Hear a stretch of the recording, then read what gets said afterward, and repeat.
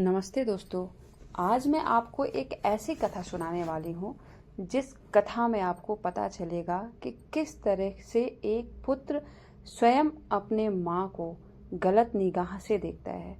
उसकी माँ कोई और नहीं बल्कि स्वयं पार्वती माँ होती हैं। पार्वती माँ का एक ऐसा पुत्र था जो अपने ही माँ पर अर्थात पार्वती माँ से ही शादी करना चाहता था। नमस्ते दोस्तों, अगर आपको हमारा वीडियो पसंद आए तो प्लीज़ चैनल को लाइक सब्सक्राइब शेयर करना बिल्कुल भी नहीं भूलिएगा और वीडियो को स्किप तो बिल्कुल भी नहीं करिएगा। बहुत समय पहले की बात है। एक कथा के अनुसार जब भगवान शिव काशी में ध्यान में बैठे थे तब देवी पार्वती ने पीछे से उनके नेत्र ढक दिए। आंखें बंद होने की वजह से पूरे पृथ्वी पर भयंकर अंधकार छा गया, घनघोर अंधेरा छा गया। पार्वती के स्पर्श से शिव के माथे से पसीने की एक बूंद टपक गई, उनकी तीसरी आंख की दिव्य ज्योति से मिल गई और जिससे एक अंधा और बहुत ही कुरूप बालक पैदा हुआ जिसका नाम अंधक रखा गया।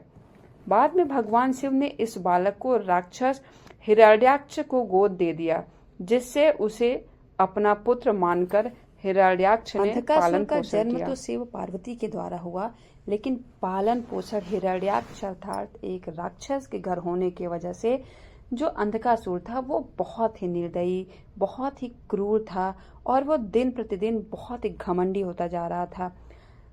एक अंधकासुर ने बहुत ही बड़ा तपस्या किया, कई वर्षों तक वो तप करता रहा और फिर उसने एक ऐसा वरदान मांगा। उसने अपने वरदान में मांगा कि उसकी मृत्यु केवल उसकी माँ की इच्छा से हो, क्योंकि उसको अंधकासुर को ये पता था कि केवल उसके पिता है, उसकी माँ इस दुनिया में नहीं है।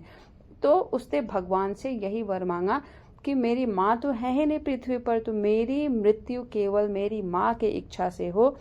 तो वरदान पाकर अंधकासुर तीनों लोकों पर राज किया और फिर उसने देवी पार्वती से विवाह करने की इच्छा व्यक्त की, क्योंकि पूरे संसार में केवल पार्वती माँ उसे बहुत ज़्यादा मनमोहक लगती थी, क्योंकि तब तक उसे ये भी नहीं पता था कि ये मेरी माँ है। लेकिन वो पार्वती माँ से विवाह करने के लिए बहुत ही ज़्यादा आतुर हो गया था। जब पार्वती माँ ने मना किया तो अंधकासुर ने उन्हें जबरदस्ती ले जाने की कोशिश की और उन्हें ले जाने की जैसे ही कोशिश किया वैसे ही पार्वती माँ ने शिव भगवान को बुलाया और फिर उन्होंने सब कुछ बताया कि अंधकासुर की हिम्मत अब इतनी ज़्यादा बढ़ गई है कि वो मुझसे विवाह करने के लिए मुझे बहुत ज़्यादा परेशान किया हुआ है। इस बात को सुनकर के शिव जी ने कई तरीके से अंधकासुर को समझाया कि तुम्हारी माँ लगेंगी पार्वती, तुम उनसे विवाह नहीं कर सकते हो। लेकिन अंधकासुर को ये बात बिल्कुल भी पसंद नहीं आई। अंधकासुर के अहंकार और पार्वती को पाने की लालसा के कारण शिव क्रोधित हो गए। एक भयानक युद्ध के बाद शिव ने अंधकासुर को अपने त्रिशूल पर लटका दिया।